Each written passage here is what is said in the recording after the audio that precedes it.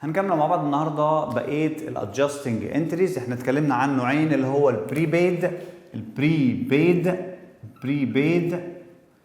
اكسبنس والانيرند ريفينيو.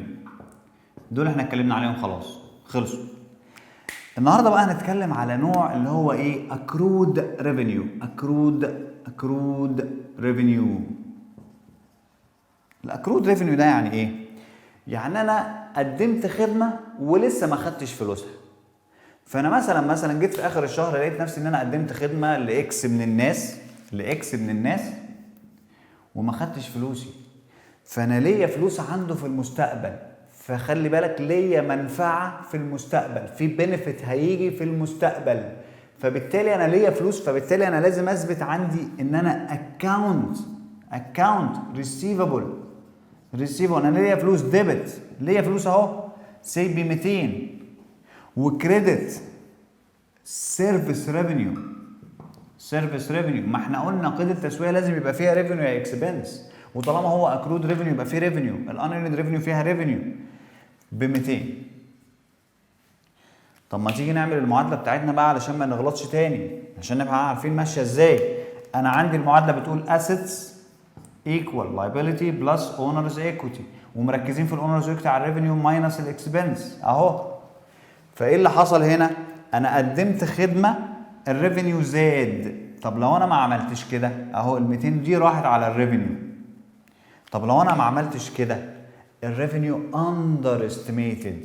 طب والاسيتس انا ليا فلوس ما ثبتش ان انا ليا فلوس عند الراجل ده. لو الراجل ده ما جاليش انا نسيته خلاص، لكن لازم اثبت اكونت ريسيفبل عليه فلوس عند العميل اكس من الناس ليا فلوس عنده $200. فالاسيتس هنا هي كمان لو ما ثبتهاش بقت اندر استيميتد. لو انت خدت بالك الاثنين اندر استيميتد لو انا ما ثبتش الكلام ده. الريفينيو بقى اندر والاسيتس بقى اندر استيميتد، فالاثنين بقوا مش واخدين حقهم. لا الاسيتس ثبتها ولا ثبت الايراد اللي ليا. يعني ما ثبتش ايراد اللي يخص شهر 10 ما ثبتوش، والفلوس اللي ليا عند العميل ما ثبتهاش. فالاسيتس بقت اندر استيميتد والريفينيو بقى اندر استيميتد.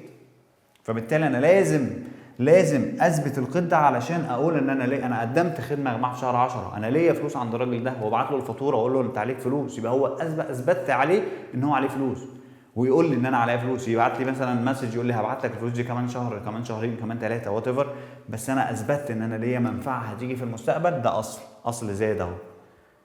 فلو ما عملتوش يبقى اندر استيميتد.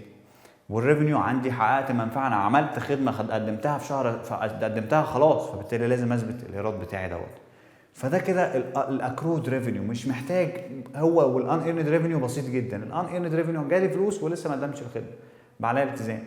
بس ديت فين؟ في الديفرنس. انما دي في الاكرود.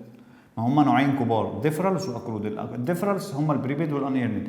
الاكرود ريفينيو واللي احنا اتكلمنا عليها دلوقتي، والاكرود اكسبنس. طب لو انا كده، لو انا الاكونت ريسيفبل ما ثبتوش كان صفر اهو. الاكونت ريسيفبل كان صفر، فانا لازم اثبت ان انا ليا فلوس 200 زاد اهو، بقى عندي 200، بقى ظاهر ان انا ليا فلوس عند العميل. لو انا ما ثبتوش خلاص انا كده محدش شايف اصلا ان انا ليا فلوس، محدش شايف ان انا قدمت خدمه اساسا لو انا ما ثبتش الكلام ده.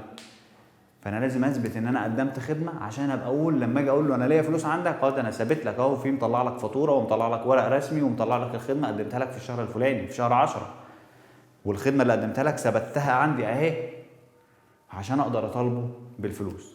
يبقى احنا كده خلصنا الثلاثه الاولانيين، البريبيد اكسبنس والان ايرند ريفينيو والاكرود ريفينيو. اخر حاجه خالص اللي هنتكلم عليها المره الجايه اللي هي الاكرود اكسبنس. يبقى احنا كده خلصنا قيود التسويه لما نتكلم على الاكرود اكسبنس. اشوفكم الفيديو اللي جاي.